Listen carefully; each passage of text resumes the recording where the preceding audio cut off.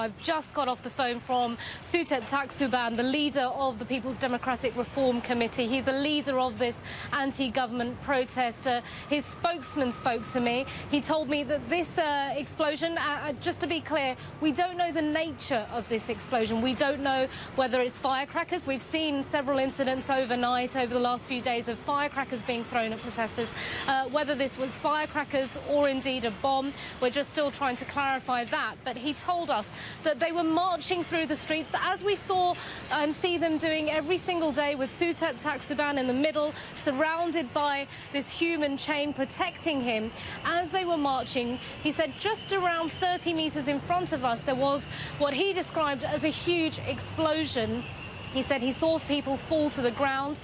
There are actually ambulances on standby dotted around the protest area, so these ambulances managed to get to these people. We understand so far 28 people have been injured. We don't know the nature of those injuries, but they've been taken to 4 different hospitals around the capital. And then Suthep's spokesman told me that just after that, they then saw further what he said were described as explosives, but again, we can't independently confirm that, being thrown into the crowd, into these protesters marching through the streets. He said that they came from a derelict building to the right of them.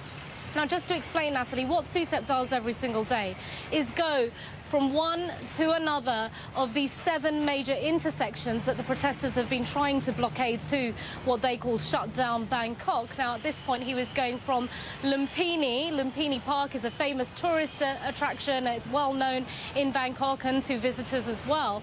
Between Lumpini and Patumwan. Now, that's actually a place we were also filming at the other night.